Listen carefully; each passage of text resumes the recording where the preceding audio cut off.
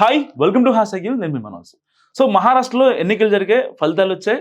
So ఫలితాలు వచ్చి కూడా దాదాపు 1 వీక్ గడుస్తున్నా సరే ఇప్పుడు అక్కడ సీఎం ఎవరు అనేది చాలా ఉత్కంఠగా మారింది. సో ఇప్పుడు మహాయుతి కూటమి నుంచి దాదాపుగా 3 పార్టీలు ఉన్నాయి కదా. సో బీజేపీ కావచ్చు, ఇంకా శివసేన వర్గం కావచ్చు, ఏక్నాథ్ షిండే, ఇంకోటి ఎన్సీపీ శరద్ పవార్ వర్గం కావచ్చు.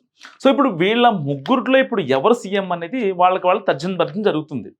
వాస్తవానికి ఏంటంటే ఇక్కడ ఎప్పుడైతే ఎలక్షన్ జరిగితే రిజల్ట్ వచ్చాయో ఆ టైంలో శివసేన వర్గం అయితే ఏక్నాథ్ షిండే వర్గం ఏదైతే ఉందో ఆ వర్గం బీజేపీకి ఎక్కువ సీట్లు రావని అనుకుంది.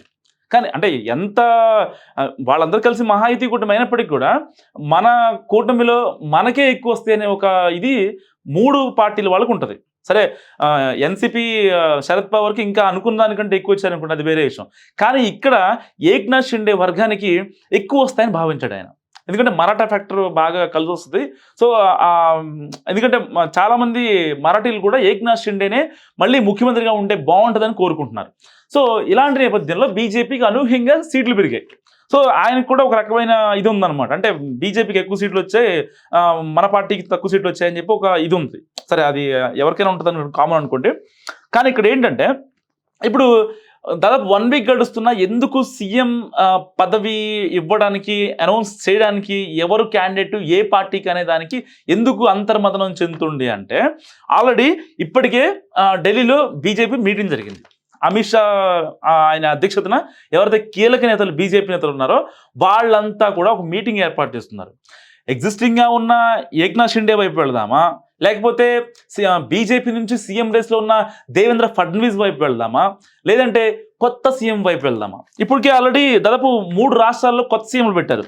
ఇక్కడ మధ్యప్రదేశ్ కావచ్చు, ఛత్తీస్గఢ్ కావచ్చు, రాజస్థాన్ కావచ్చు. సో ఇలాంటి 3 రాష్ట్రాల్లో ఇప్పుడు కొత్త సీఎంలు అనమాట. అంటే అసలు అక్కడ ఉన్న ప్రజలు కూడా ఎక్స్పెక్ట్ చేయలేదు అక్కడ కొత్త సీఎంలు వస్తారని.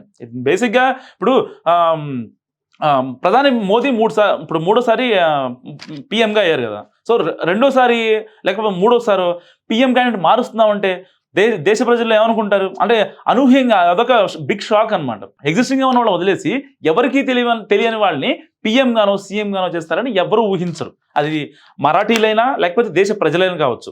సో ఇలాంటి నేపథ్యంలో ఇప్పుడు మహారాష్ట్ర కావచ్చు, రాజస్థాన్ కావచ్చు, ఇంకా ఛత్తీస్గఢ్ కావచ్చు, ఇలాంటి 3 రాష్ట్రాల్లో కొత్త సీఎం కాన్సెప్ట్ వర్కౌట్ అయింది. కాబట్టి ఇప్పుడు బీజేపీ ప్లాన్ మహారాష్ట్రలో కొత్త సీఎంగా ఒకళ్ళు పెట్టే అవకాశాలు ఉన్నాయా అంటే లేవని కూడా చెప్పలేము, వాస్తవానికి ఉన్నాయి. సో ఇలాంటి నేపథ్యంలో అసలు ఏక్నాథ్ షిండే ఎందుకు మహారాష్ట్రలో ఎంవైటీ కూటమి వచ్చింది, బాగానే ఉంది, ఎంవైటీ వచ్చింది. అండ్ శివసేన నుంచి ఏక్నాథ్ షిండే ఉన్నారు. ఈయనకి అన్ని రకాలుగా అనుభవం ఉంది. అండ్ మరాఠా ప్రజల కాన్సెప్ట్ కూడా ఈయన సీఎంగా ఉండాలని మరాఠా ప్రజలు కూడా ఈయన యాక్సెప్ట్ చేస్తున్నారు. అక్కడ అంటే మరాఠా సాంప్రదాయం ప్రకారం కొత్త వ్యక్తి ఎందుకు మనకి, బీజేపీ వాళ్ళు ఎందుకు, మన మరాఠా ఉంటే బాగుంటుంది కదా అనేది. సో నెక్స్ట్ బీజేపీ నుంచి దేవేంద్ర ఫడ్నవీస్.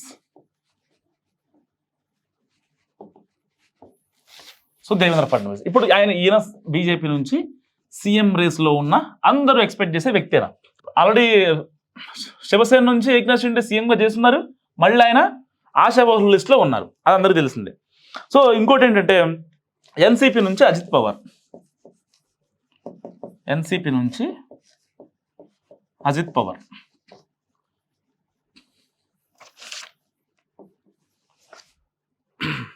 సో ఈయన కూడా ఎన్సీపీ నుంచి అజిత్ పవార్ సీఎం రేస్లో ఉన్నారని చెప్పను. బట్ ఈ 2 పార్టీలతో ఇటు బీజేపీ కావచ్చు, ఇటు శివసేన కావచ్చు, ఈ 2 పార్టీలతో చాలా మంచి సన్నిహిత సంబంధాలు ఉన్న వ్యక్తి. సో ఈయనకి ఆబ్వియస్గా రాదనుకుంటే వేరే విషయం. ఒకవేళ ఇక్కడ మరాఠా కాన్సెప్ట్ కాసేపు పక్కన పెట్టేసి సెంట్రల్లో బీజేపీ గవర్నమెంట్ ఉంది కాబట్టి ఒకవేళ బీజేపీకే మళ్ళీ సీఎం స్థానం ఇవ్వాలి అంటే దేవేంద్ర ఫడ్నవీస్కి ఇవ్వాలని చాలామంది చేస్తున్నారు. సో ఎందుకంటే ఆబ్వియస్గా బీజేపీకి దాదాపుగా అవుట్ ఆఫ్ 288లో బీజేపీకి 132 సీట్స్ వచ్చాయి. సో బీజేపీకి 132 వచ్చాయి. 132 అంటే అసలు ఎవరు ఎక్స్పెక్ట్ చేయలేదు 100+ వస్తాయని, మ్యాజిక్ ఫిగర్ 100 లోపే వస్తాయని చెప్పి ఆయన కూడా ఏక్నాథ్ షిండే కూడా అనుకున్నారు. సో ఇక్కడ వరకు బాగానే ఉంది. వాస్తవానికి ఎలక్షన్స్ రిజల్ట్స్ రోజున అంటే ఈ ఫలితాల సరళిని ఆయన ఏక్నాథ్ షిండే వాళ్ళ ఇంట్లో ఉండి పరిశీలించే క్రమంలో పక్కన వాళ్ళ సన్నిహితులు చెప్పారంట, బీజేపీకి ఎక్కువ సీట్లు వస్తుంటే బీజేపీకి అదేంటి ఎక్స్ట్రా సీట్లు వస్తున్నాయి, అసలు ఎలా వస్తున్నాయి, ఎలా పెరుగుతున్నాయి అని ఒక అంతర్మతలో ఉన్నారు ఆయన. సో బీజేపీకి 100 సీట్లు వచ్చాక ఏదైతే అమిత్ షా నేతృత్వంలో ఒక మీటింగ్ జరిగింది. ఆ మీటింగ్కి దేవేంద్ర ఫడ్నవీస్ సహా బీజేపీ నాయకత్వం, అగ్రనాయకత్వం మొత్తం ఢిల్లీకి తరలింది. అక్కడ మీటింగ్ జరిగింది.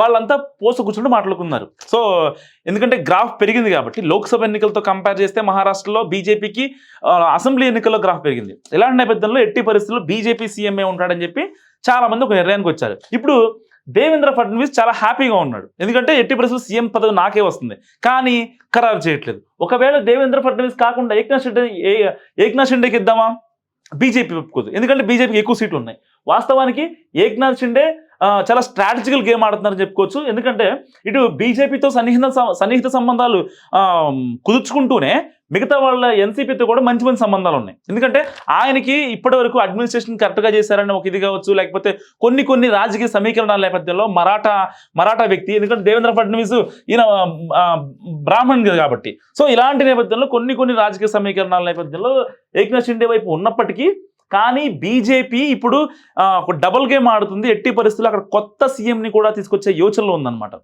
వాస్తవానికి బీజేపీ కన్నా కూడా శివసేన ఏక్నాథ్ షిండే వర్గానికి కనుక ఒకవేళ ఎక్కువ సీట్లు వస్తే ఎట్టి పరిస్థితుల్లో అక్కడ మళ్ళీ ఏక్నాథ్ షిండే ముఖ్యమంత్రి అయ్యారు. కానీ ఇక్కడ సీన్ రివర్స్ అవ్వడంతో ఇప్పుడు బీజేపీ క్యాండిడేట్ సీఎం అయ్యే ఛాన్స్ ఉంది.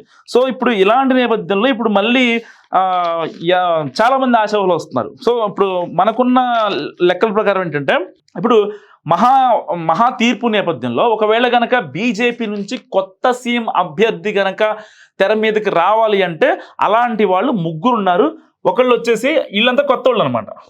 వీళ్ళు వచ్చేసి మొత్తం కొత్త వాళ్ళు. దేవయాని పరాందే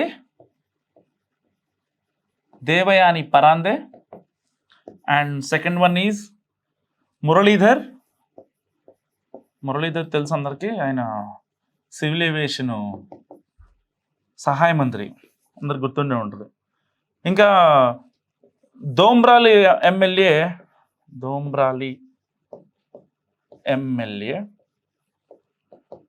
రవీంద్ర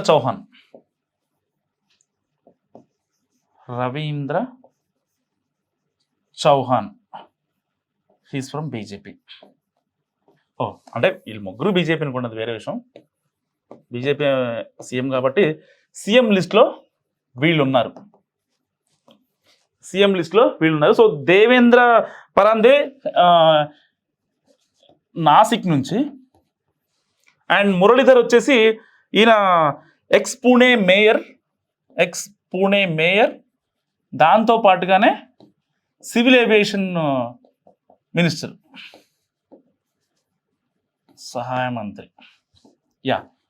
సో ఇప్పుడు వీళ్ళు 3, దేవేంద్ర పరాందే, మురళీధర్, ఇంకా రవీంద్ర చౌహాన్, వీళ్ళు 3 ఇప్పుడు కొత్త సీఎం లిస్ట్లో ఉన్నారు. ఒకవేళ పంట బండి కనుక ఒక కొత్త CM concept same Rajasthan, Madhya Pradesh, ఇంకా ఛత్తీస్గఢ్ ఇలాంటి రాష్ట్రాలతో పాటుగా ఇప్పుడు కనుక మళ్ళీ వీళ్ళు వచ్చారంటే కనుక ఈ 3లో ఒకరికి సీఎం పదవి, సీఎం కుర్చీ ఇన్నాళ్ళుగా ఏక్నాథ్ షిండే, ఇంకా ఎవరైతే ఆశావాహులు ఉన్నారో దేవేంద్ర ఫడ్నవీస్ కావచ్చు, ఇలాంటి వాళ్ళు కావచ్చు, ఎవరు ఉన్నారో వీళ్ళల్లో ఒకళ్ళు అయితే మాత్రం వాళ్ళు చాలా కుళ్ళుకుంటారు నిజంగా. సో వాస్తవానికి ఏక్నాథ్ షిండే నిజంగా కాస్త ప్రాక్టికల్గా ఉండే మనిషి. అండ్ ఎందుకంటే బీజేపీ కేంద్రంలో ఉంది, కాస్త వాళ్ళతో గమ్మున ఉంటేనే వీళ్ళు సర్వే అవ్వగలరు, పార్టీ పరంగానే ఇంకొక రకంగానే. అండ్ ఇంకోటి ఏంటంటే, ఇక్కడ ఆయన కావాలనుకునే వాళ్ళు మరాఠా వాళ్ళు ఎంతమంది ఉన్నారో ఆయన్ని వద్దు అనుకునే బీజేపీలో కూడా కొంతమంది ఉన్నారు. సో ఇన్ని కీలక పరిణామాల్లో మహా సీఎం ఎవరనేది ఇప్పుడు చాలా ఉత్కంఠగా మారుతుంది. సో నిజంగా మహా సీఎం కొత్త వాళ్ళు ఉంటే బెటరా, లేకపోతే ఎగ్జిస్టింగ్గా వర్క్ చేసిన వాళ్ళు ఉంటే బెటరా? బీజేపీ ఎక్కువ గెలిచింది కాబట్టి దేవేంద్ర ఫడ్నవీస్ ఉంటే బెటరా? సో ఎవరు బెటర్ అనుకుంటారో నా కామెంట్ రూపంలో తెలియజేయండి. చూస్తూనే ఉండండి #you.